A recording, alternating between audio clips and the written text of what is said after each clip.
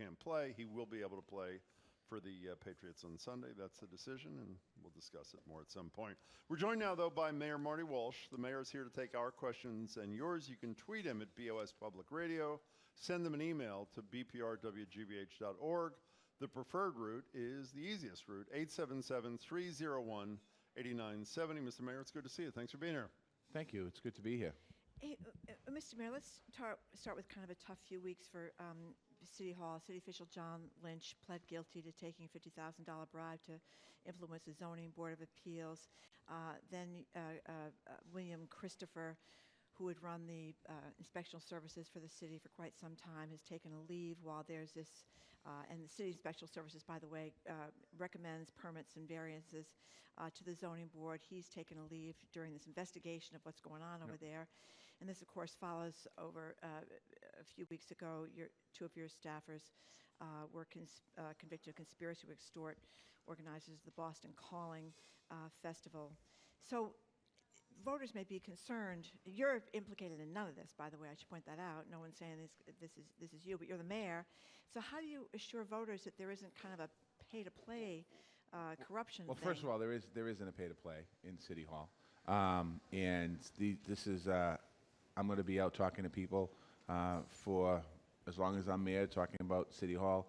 We have 18,000 employees in the city of Boston that work hard every single day. But let me go back to the Lynch situation first. Certainly when I found out about this last week, or Friday of Labor Day weekend, I was shocked. I got angry. I went through the full gamut of emotion. It's unacceptable. Immediately called for, when I say immediately, a few days later, because it was a long weekend and trying to figure out Tuesday when we got back to work what was going on, called for, because he alluded to the fact that he knew a board member. John Lynch was hired under the Kevin White administration. He worked for the Ray Flynn administration. He worked for the Tom Menino administration, and he was working in my administration. So he's gone through 4 administrations that he worked for. We decided to make sure when it came out that he had influence over a zoning board of appeal. He, in his words, he had influence over some board member. He's probably known every zoning board of appeal member for the last 40 years in the city of Boston. In saying that, we immediately went out, hired Sullivan and Worcester to do an overview of our processes in zoning board to make sure that our processes are right and to see if we need to make changes. A lot of people now all of a sudden are saying, oh, let's change the process. We should have changed the process. That was never said to me 3 weeks ago. It's said to me after the fact. And then we also hired Brian Kelly to do a review of this particular case, of John Lynch case. Former federal prosecutor Brian Kelly. And we've Prosecutor Bill Whitey Bulger, Yep. Amongst yeah, others. we've asked them to go in and do a deep dive in this and to see if anyone else is connected to this.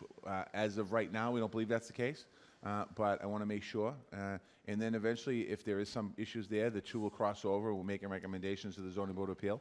But it certainly, that bothers me. I mean, this is not who I am, and this is not who my administration is, and I don't want this a reflection of my administration.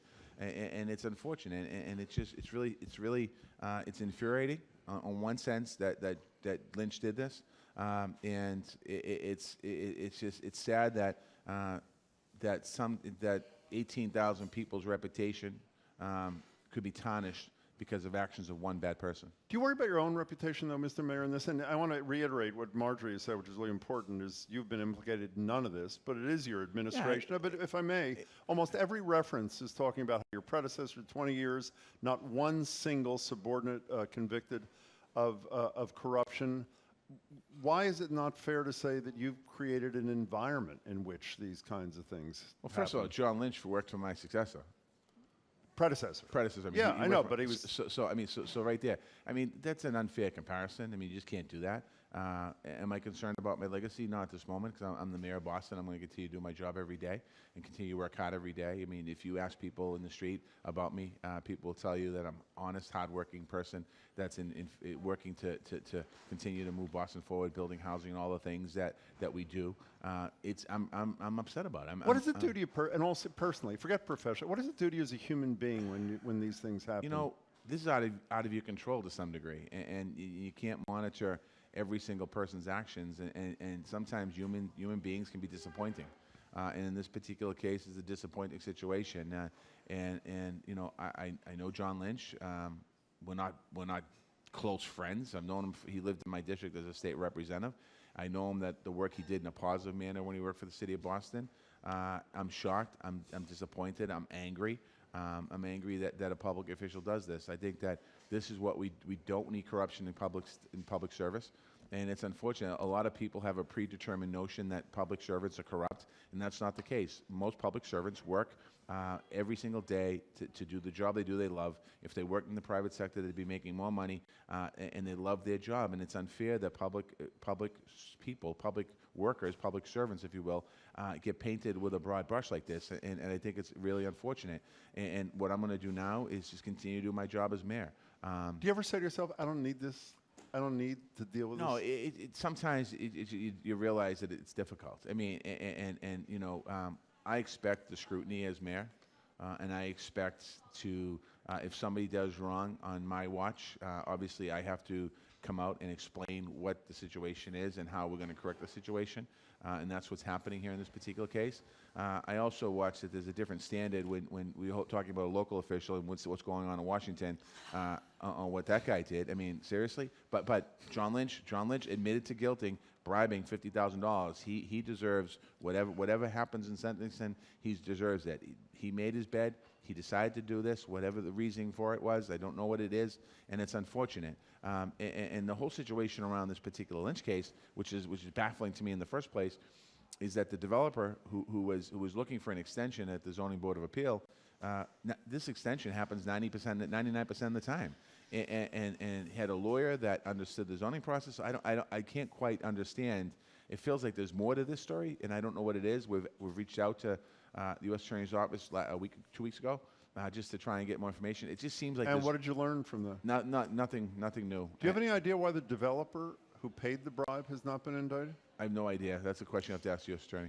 Just one last thing on this. I don't know enough about the Zoning Board of Appeals, although I used to cover them in different cities and towns when I was a young reporter, and I know that a lot of bad things can happen in the Zoning Board of Appeals because of connections. And good things. And good things. That is correct. I mean, there may be, all good things there, but when you look at these stories and you realize that William Christopher, who's taken a leave, he was both allowed to be a developer because he was the original developer of this South Boston property that's at the center of this Zoning Board of Investigation.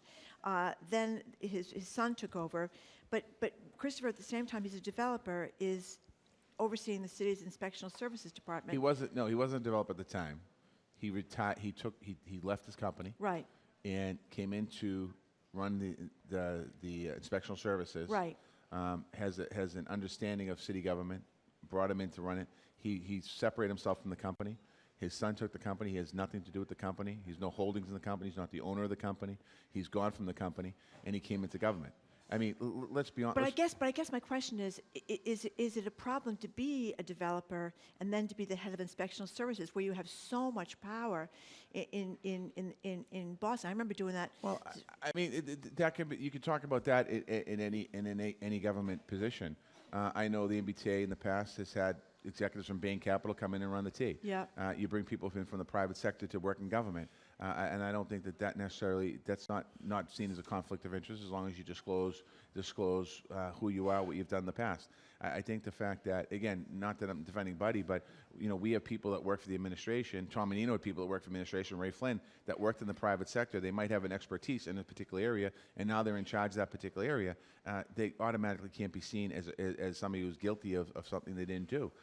In this particular case, again, and the facts that I know is that the developer was developing a piece of property in South Boston. Roach Christopher Architect, at the time, Buddy was the architect. Yep. He did not work for the city. They got approval from the ZBA. I believe it was even before, I think it might have been before I became mayor, right at the beginning of me becoming mayor. Buddy came to work for the city of Boston. And his son took over the firm. His son took over, but Buddy came to work for me in the city of Boston. Companies separated himself from the company. Yep. He's the head of inspectional services. This particular owner at the time of the property was running out of the extension, or the time of his permit was running out.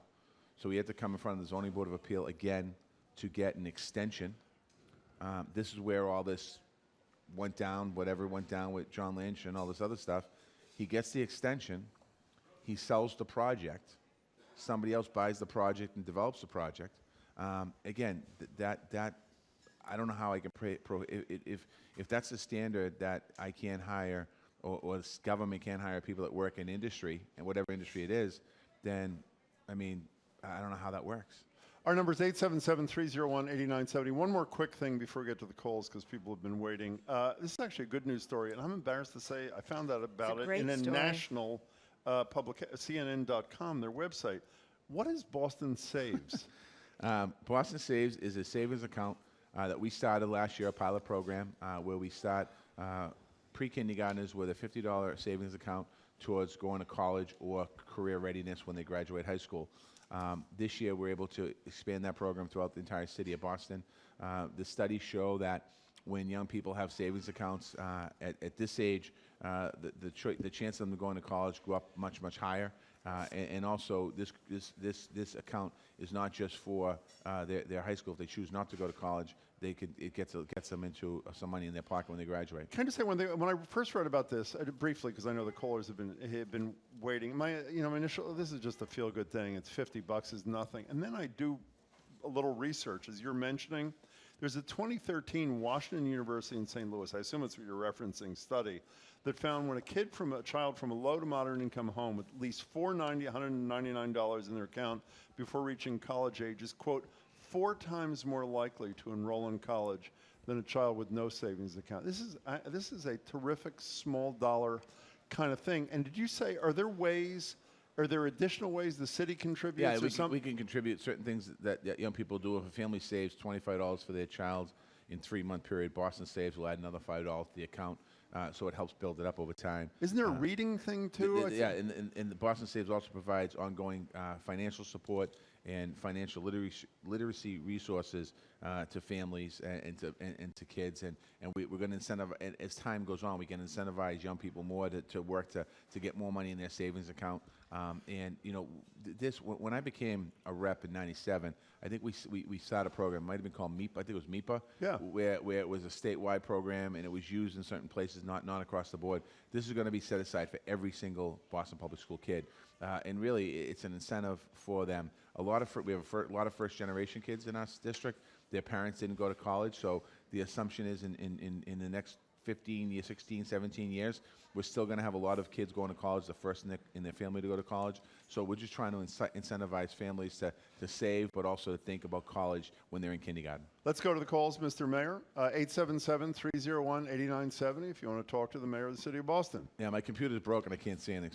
So. We'll fix it. Hey, by the way, we just got a email from Paul who says, I'm 60, but I'm proof of the program.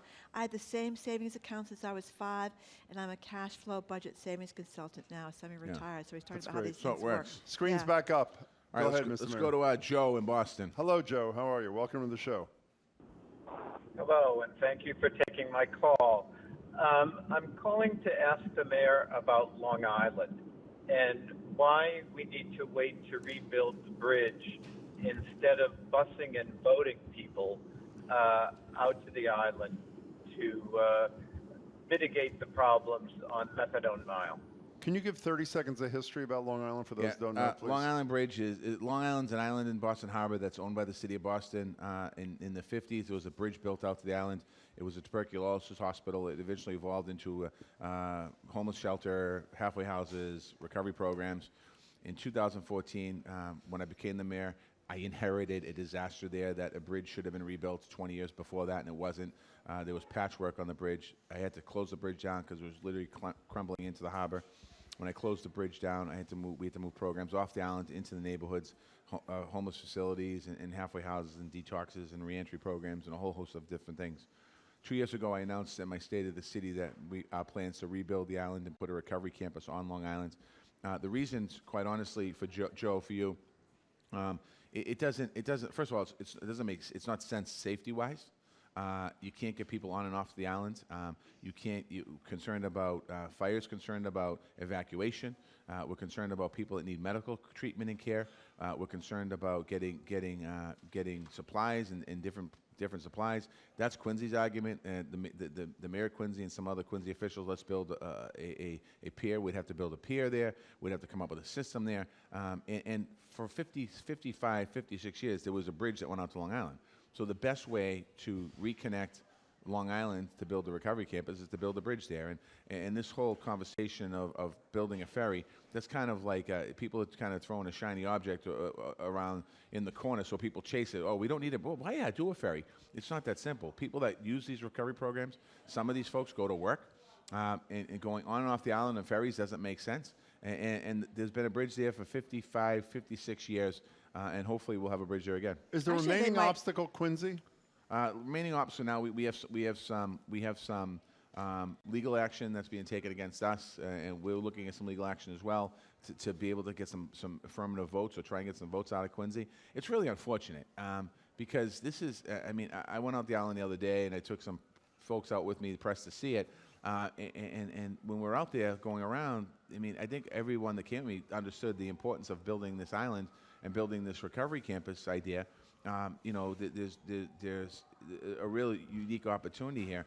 The elected officials they said, one of them quoted in the paper yesterday, we're not willing to sit down. I'll sit down with anyone, anytime, and try and come up with a Why compromise. don't you call the mayor on the phone? I've talked to the mayor a little bit about this. I've talked to the city councilor who actually was quoted in the Patriot Ledger yesterday. I said to him, I'd love to sit down and talk to you about it. He made a comment yesterday in the Patriot Ledger, I think you probably have it there, Yep. that we haven't reached out. No, we did, Council Harris, and your quote to me was, I'll sit down and talk to you after the election. Mr. Mayor, one of the things that we get some emails on this that people are arguing, so you could respond to this, is that it could take 4 or 5 years that Quincy's fighting this whole thing. Yep. So understanding the argument of Joe Finn, I know from the fire department that said that this would be dangerous. Their argument is that it's dangerous to leave the situation to go on for another 4 to 5 Yeah, years. we're not leaving it to go on. We're working and making major investments in the community. This is an epidemic. What we're seeing in the streets now of Boston and all over America, first of all, we've had addiction forever, from probably the beginning of time. We're seeing, when people talk about Purdue Pharma settling for $4 billion, a settlement, that settlement is a direct correlation to a lot of the heroin use and fentanyl use that we see in Boston and around the country today. There's a direct correlation. It's not two separate things. And you have, unfortunately now, waves of kids, young people, and older people whose lives have been lost or taken from them or have been completely torn apart because of addiction and because of heroin. And this is not going to be a simple fix. We see a problem on Melnina and Mass Ave. You see the problem in front of you. But that problem is in tens of thousands of homes all across Massachusetts every single day.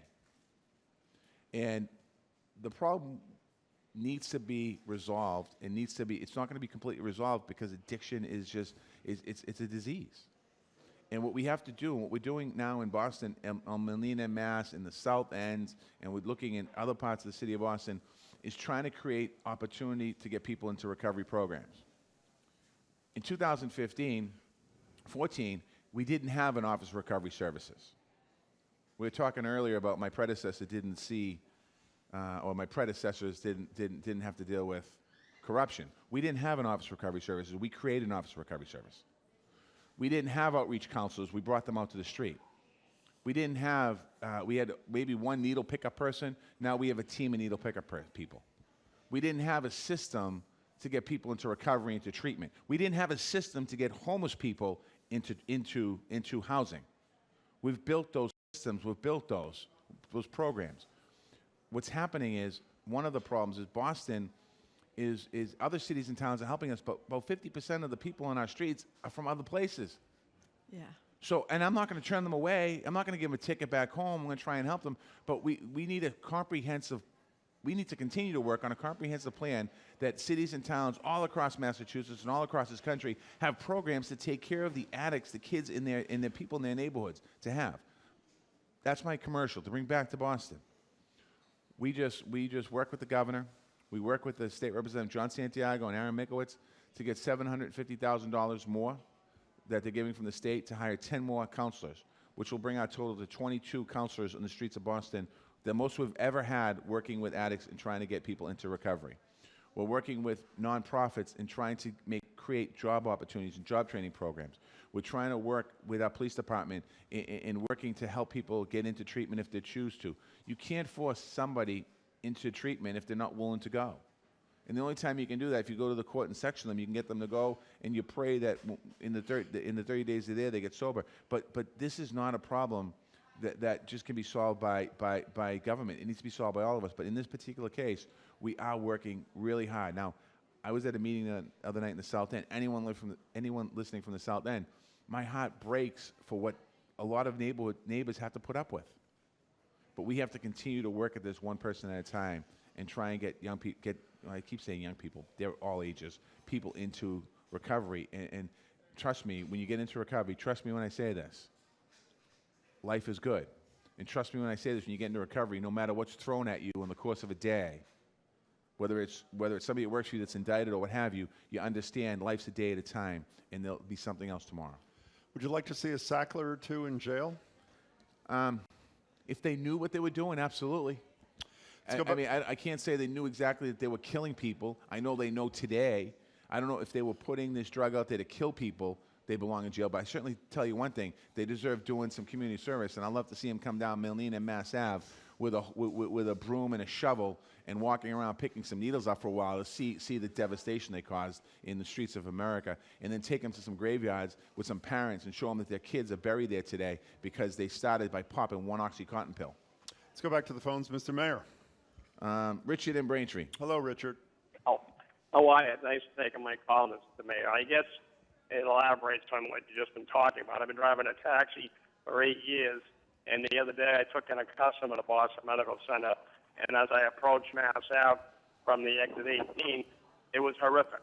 I seen at least 12 people shooting up or smoking crack right out in the open at 9 o'clock in the morning, making no attempt to hide it. I've never seen this before. And I also seen a guy peeling right out in the open. I mean, I know the problem is that I don't have an answer for it, but I don't know. It's horrific. If I come into the city for the first time and seen that, I'd turn around and I wouldn't come back. I'll listen to your comments on the air. Thank you. No, I appreciate your comments, Richard. It's out there. People see it. We're working with Healthcare for the Homeless to have places for people to go. We have what's called an engagement center behind our shelter down there for people to go into the engagement center. Think about that for a minute. Think about what you said, though, about a human being sticking a needle in their arm in the middle of the daylight. Think about the dignity that person feels they've lost in their life. And the low point in their life they're at. And we have to continue to work with people. I can't force somebody to stop using drugs. All I can do is work with people and try and help them and convince them on changing their life. That's all we can do. I mean, when I went to program myself, I didn't go there to stop drinking. I went there because there was a lot of heat on me. I just happened to be blessed when I went into the program. I was something, grace of God into my life, and I said, there's something here. Again, it's a disease. It's like cancer. If you don't treat it with the appropriate drugs or appropriate medicine, it's going to spread and it's going to take your life. Addiction is the same thing. Somebody who's an alcoholic or an addict has a disease, and it's a mental disease, and it's a physical disease, and it can be a spiritual disease as well. And that disease rips their heart out. So those folks that you see, we're out there working. We can move them along all day long, but if you move them from one corner to another corner, they're just going to do the same thing in the other corner. And we do have a lot of work to do. Before we take a break, can you give us a quick reflection on your candidates? Oh, you don't have a candidate. I'm sorry. Your friend, Vice President Biden's performance last night? Yeah, I didn't watch the whole debate last night. I watched some of it. I was watching bits and pieces. It was an interesting debate. I think that, I wouldn't say anyone did poorly. I didn't see enough to say do poorly. I think they all kind of answered the question. They were all complimentary of each other. Everyone was a friend last night on the stage. I still think the stage has to get a little smaller and get down to the core of who's going to be the Democrat nominee, so people can have a choice of 4 or 5 people. That's not my choice. That's up to them. you don't get enough out of a debate, by the way, to prove who can serve as commander-in-chief. When are you endorsing, by the way? I'm you not know endorsing any. I'm just doing my job. Okay, fine. By the way, Mayor- if you want to watch the mayor, my apologies for not mentioning this before. This whole interview is on Facebook Live. Check it out. It is? Well, I'm on Facebook Live. I don't know if you Well, I are. hope I'm not. Oh, I'll the get my camera right in lipstick front of on. me. Mayor Marty Walsh is taking our questions and your calls. You're listening to 89.7 WGBH, Boston Public Radio, live from our WGBH studio at the Boston Public Library.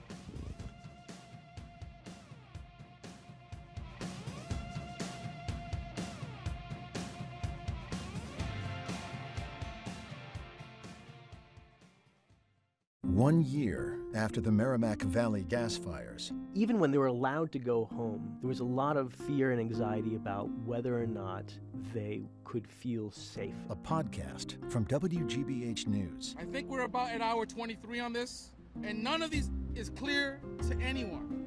At least no one that doesn't work for Columbia Gas. Fire in the Valley. On a number of very significant issues, we heard one thing and something else happened. Available wherever you get your podcasts.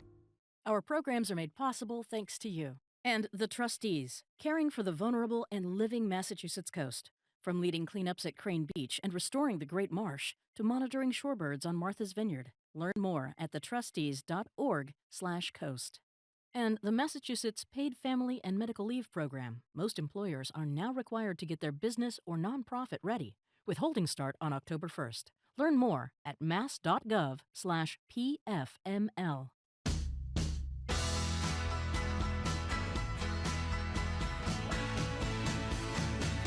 Welcome back to Boston Public Radio. Jim Browdy and Marge Regan. More importantly, it is the second half of our monthly Ask the Mayor with Mayor Marty Walsh, kind enough to join us, take our questions and yours, 877-301-8970. And as I said, if you want to watch him do Ask the Mayor, you go to Facebook Live. Mr. Mayor, apparently lots of people are tweeting about Doyle's in Yeah, Jamaica a lot of people playing. upset about that. Yeah, it's closing, and I guess business has been down somewhat. It's just sold its liquor license for $455,000, I think, to Davio's, which is going to be opening a new Seaport location. What do you think about Doyle's closing? It's I got a call last week from one of the Burks to tell me that this is going to happen, and Doyle's is one of those iconic places in the city that I liked because it was connected to politics.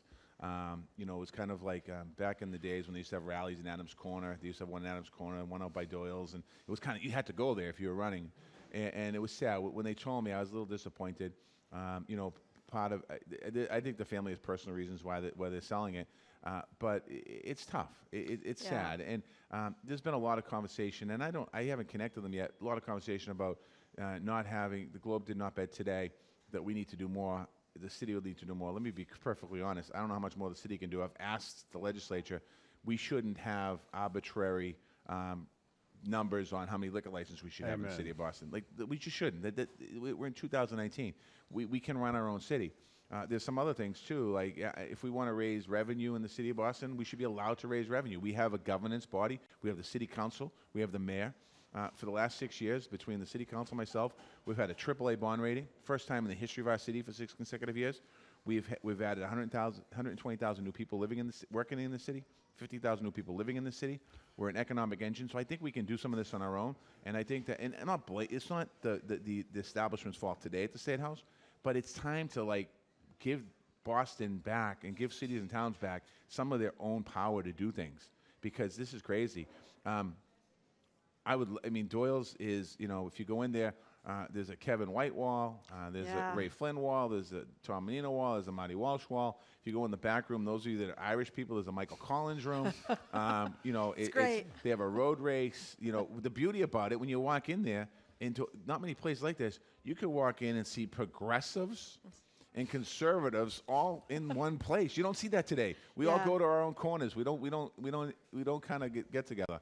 And Doyle's was that place that a lot of that happened at. Oh, let's go back to the calls, Mr. Mayor. All right, how about Tanya in Norwood? Hello, Tanya. Welcome. Yes, hi, Mayor. Thank you for taking my call. I'm actually like to discuss the fact that addiction, people with addiction that don't have very good insurance cannot get good treatment. And I'm wondering why that is, where you have Massachusetts insurance, but you can't go to a decent addiction recovery program in Massachusetts unless you have better insurance. And that I think is why most of the problem with addiction is people don't have good insurance, therefore they keep falling through the cracks. Let me just add a little bit to your question, Tanya, in case this as well. With Massachusetts insurance, with Mass Health, you can go to any detox you want. The issue is different insurances have different timelines, time limits you can be in treatment. So some programs you can be in for 3 days, 5 days, 2 weeks, a month. And I think that that's something that we have to look at when it comes to addiction treatment on health insurance companies, that they treat for longer periods of time. And detoxes will keep people in for 3 or 4 days and put them out. We need to continue to work with the continuum of service. What I mean by that is go to a detox, to a holding, to a halfway house, long-term treatment. And that's what we want. Actually, that's what we want to do on Long Island.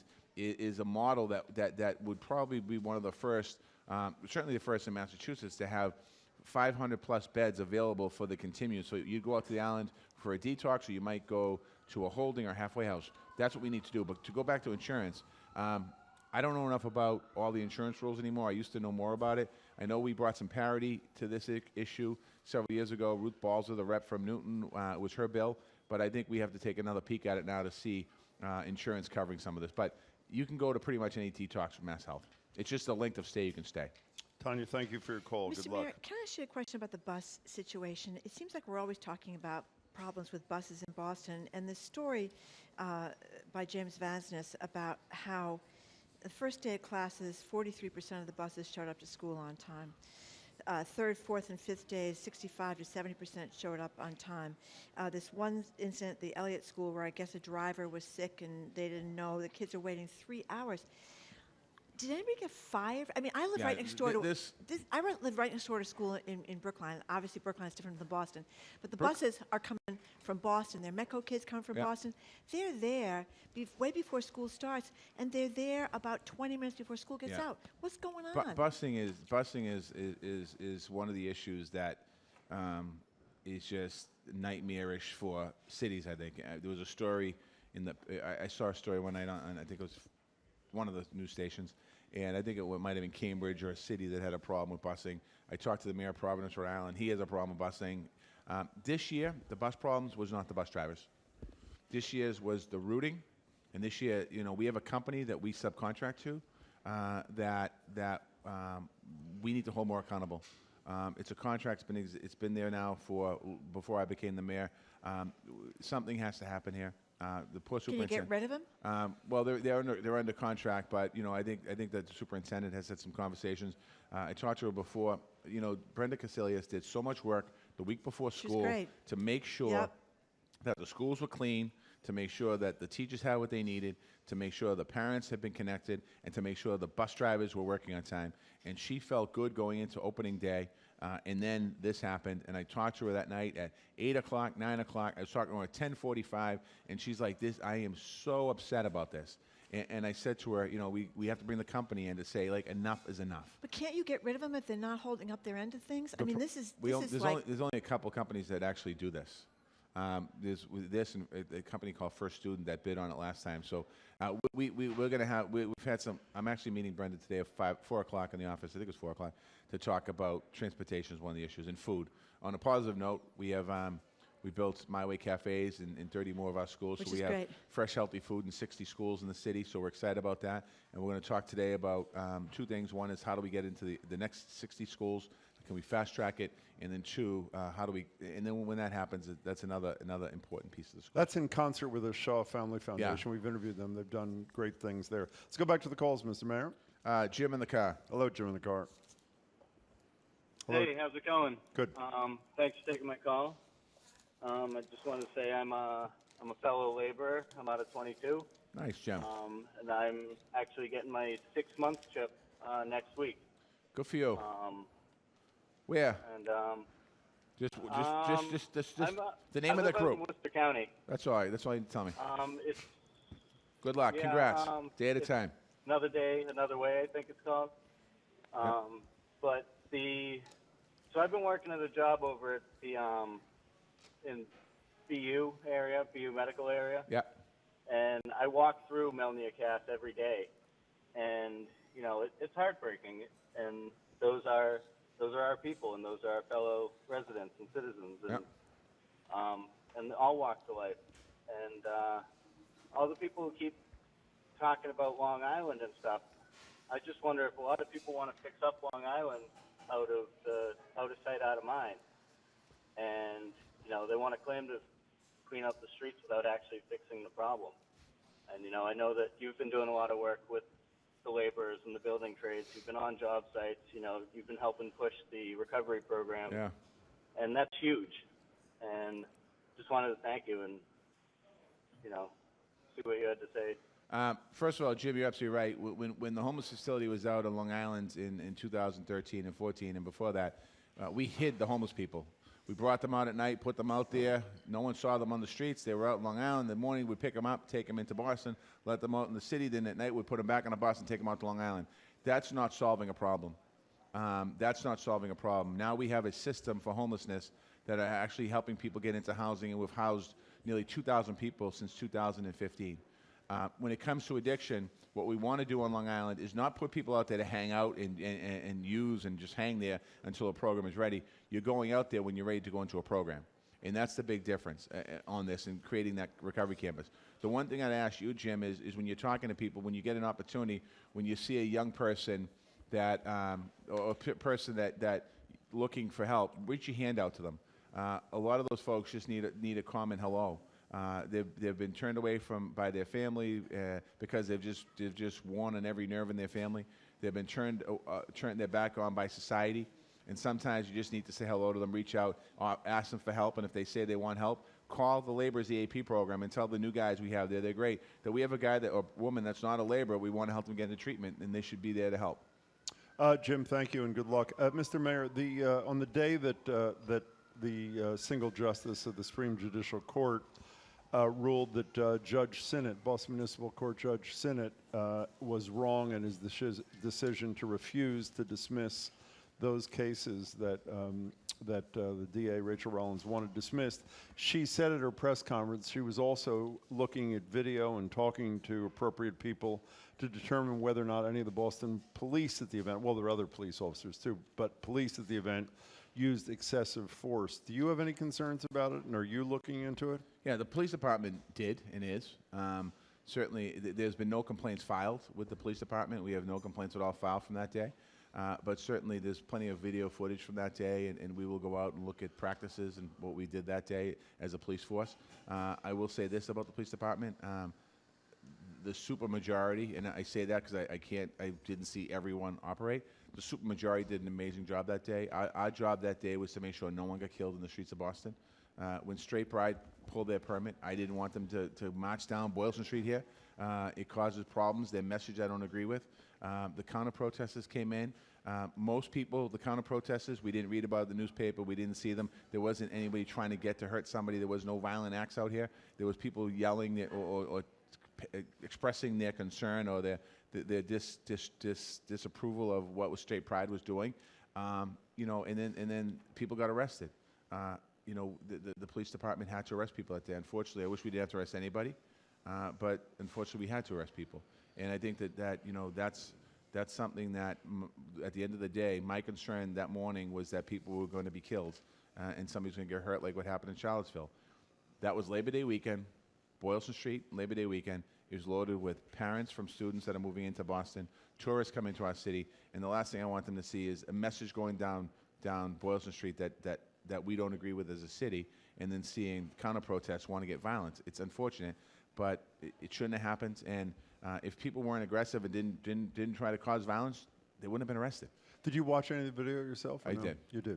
And your reaction? I mean, it was a very tense situation out there. And when people are yelling at each other and they're yelling at police officers and insulting police officers, it's unfortunate. And a lot of the arrests happened after the Straight Pride was gone. Straight Pride was gone out of here, and there's still protesters yelling at police. I don't know how all of a sudden the police if you're coming in to protest Straight Pride, I don't know why all of a sudden now you turn on the police and they're protesting the police. Let's go back to the calls, Mr. Mayor. How about we go to Sheila in Southie? Hello, Sheila. Hi, how are you? Mr. Mayor, I called you last week regarding the capacity of the playwrights, which is no Doyle's, And the Broadway, the Playwrights, is renovating itself and doubling its capacity to 350 seats thereabout. But the same owner owns the Broadway in South Boston, on East Broadway, just a block and a half down the street, 400 seats. Again, no Doyles. So we're talking 750 seats, barroom seats, in a block and a half. You were going to get back to me. I'm still waiting. I'm sorry. So what can we do about that? I apologize on that. We have 14 minutes left. I'm going to have somebody here try and call over to neighborhood service right now and try and find an answer for you.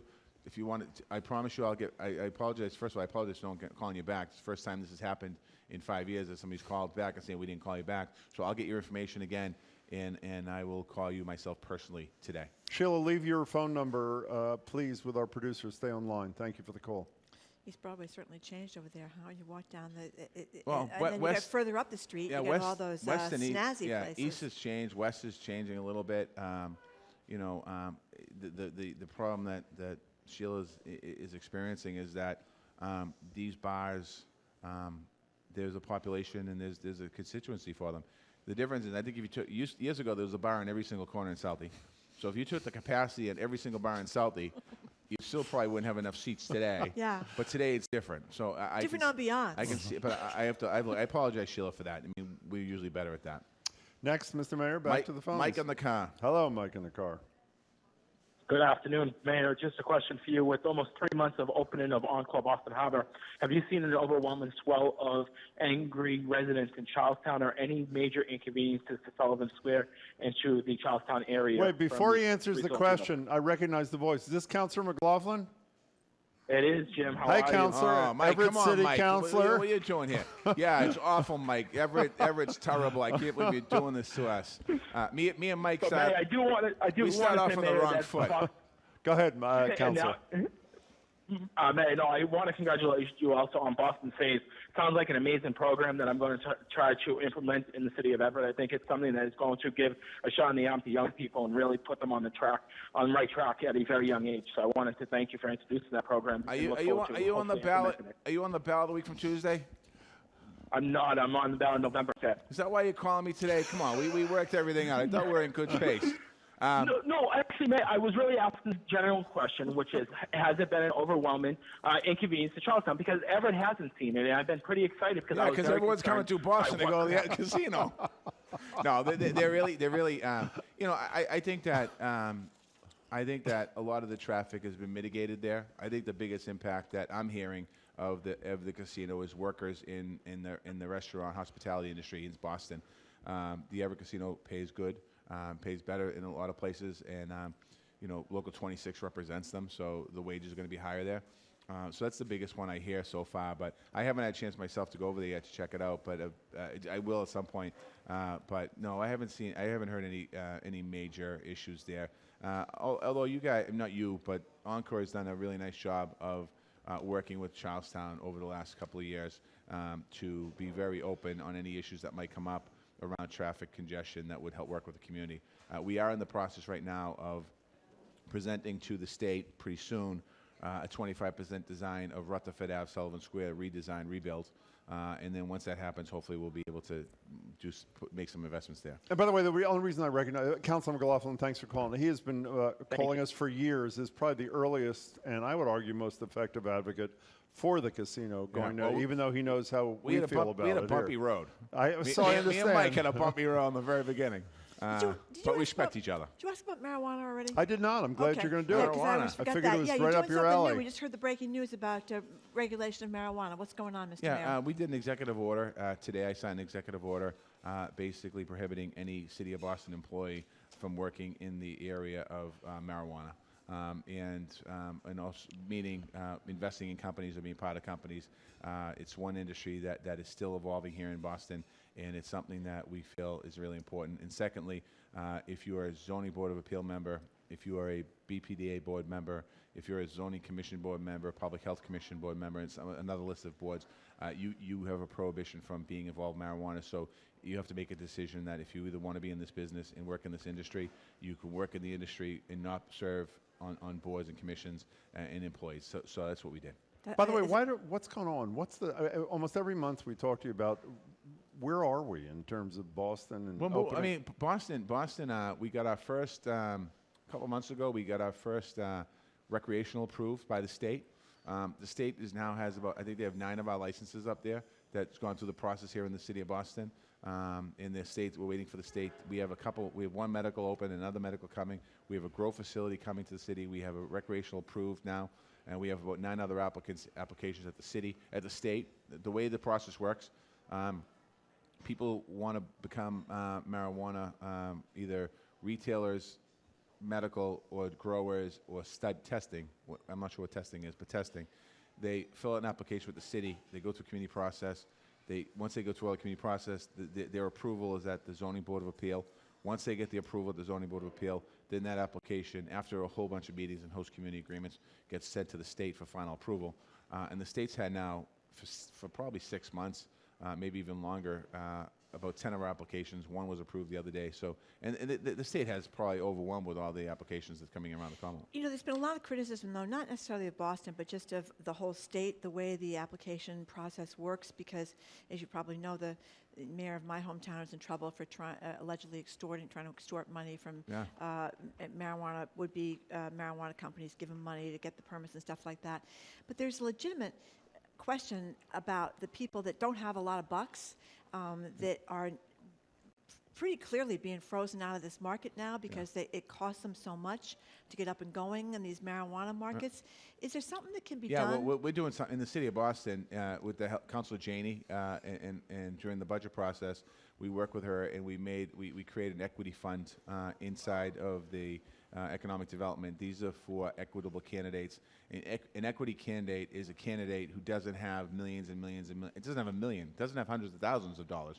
That wants to start a business that can come into the city of Boston and start the process. We want to make sure in Boston, in a perfect world, we want to make sure that our city is a very diverse city, and I'd love to see this industry reflect our communities, meaning that at least 50% of the businesses that we have are true equity candidates, people of color and women that run them. And we're working on that now. I've been working with Councilor Janey in the City Council on some proposals. It's complicated. Other cities are working on this language, but they haven't approved anything. So we are looking at this. And it's complicated because we have people that are representatives of the company that are people of color, but they're not the owner of the company. So even though they're involved in the company, you can't. I'm not looking at that as an equity candidate or a company of color, and so it's very blurred right now, and the law isn't necessarily clear on it. But our own personal working inside, Councilor Janey is all over this issue, along with our Office of Economic Development, and we're working on it. In marijuana, quite honestly, I don't meet with marijuana people. I send them to our Office of Economic Development and Neighborhood Services. In my campaign world, I don't accept money from marijuana industry companies. We vet it. If a company comes in, we vet it very closely, and we send it back if they give us a check. So, I mean, this is an industry that first of all, I'm not excited about the industry. I support it because it's the law. I'm just not excited about this industry. By the way, do you have a relationship with Mayor Correa? I talked to him years ago. I mean, not really. I wouldn't say a relationship. I knew him. I know him. Kind of baffled by this latest one. I mean, at some point, the attention that's brought on you, you have to figure it out. And I don't know him that well. Clearly, in Fall River, people like him. I think he's on the ballot again on Tuesday. He is. People like him, so. Well, 35% of people liked him in the runoff. Last time there were 3 people on the ballot. Mr. Mayor, one other person in the news, I'm curious. At the beginning of this hour, when you got here, a person in the audience at the Newsfeed Cafe alerted us to the fact the NFL has decided they will not stop Antonio Brown from playing for the Patriots on Sunday. People know about the allegations in this civil litigation where he's accused by a former girlfriend or a woman of sexual assault, and in one case rape. You comfortable with him playing for the New England Patriots on Sunday? I was excited when they signed him. When he got cut and he came to the Patriots, I thought, Tom Brady's never had this type of receiving corps. And then a few days later, these allegations came out. What I'm curious about, and again, I have not talked to anyone in the New England Patriots, there was no criminal case. It's gone straight to civil case. I don't know enough about it. I think that, I think that that's a decision that the Patriots have to make on their own, and they have to decide what it is they want to do. But he's sort of representing the region and the city. Yeah, I mean, he is. Again, if these are true, the guy should never play football ever again. Bottom line. We're talking to Mayor Marty Walsh. We have time for one more, Mr. Mayor. All right. You pick it. Let's go to Michael in Hyde Park. Hi, Michael. Tight on time, Michael. Go. Hi, Michael. This is James in Hyde Park. Are Oh. you talking to me? Yeah, I guess Whoops, we are. sorry. We made a mistake. All Our right, mis- terrific. Thank you. Go ahead. Last name is Michelle. But anyway, Oh. Mr. Mayor, my question for you is around new buildings. I was really disappointed that Parcel 12 was approved with its current design by the BPDA to include a tower that's going to be fed by gas. And, our carbon-free Boston report says we got to get off the gas. It does. How do we proceed with this? How do we make sure that every new building starting today is all electric? And I think we do get off the gas when we have an infrastructure that can support all the buildings being converted. And I think that today we don't necessarily have that. And we're going to continue we ran a pilot program, as you know, at the BPDA on some of the buildings that we're doing and the emissions. And I think as we move forward here, I appreciate everyone that wants to speed up our carbon reductions in the city and the Commonwealth. I listened to the presidential debate last night. We don't have a national policy, and a lot of this stuff, we need a national policy on electricity, we need a national policy on steam, and we need better connections on it. And I think it's a complicated situation here. I certainly, we're very aggressive on what we want to do in the city with Resilient Boston Harbor and Renew Boston Trust. These are all terms that, if I had more time, I'd explain, but the caller knows them, I think, from working with our Office of Environmental Affairs. I think it's easy to say let's get off gas altogether, but we do not have currently today, in my opinion, the infrastructure to be able to do what we need to do. Thank you very much for your call, and thank you, Mr. Mayor, for Thank your you. time Thank you as very always. much. We really appreciate it. Another month. That's Mayor Marty Walsh. He joins us every month for Ask the Mayor. Thanks again. Thank you, Mr. Mayor. Coming up, we're going to talk for Callie Crossley. She's going to join us. Callie Crossley from Under the Radar is with us next on 89.7 WGBH Boston Public Radio.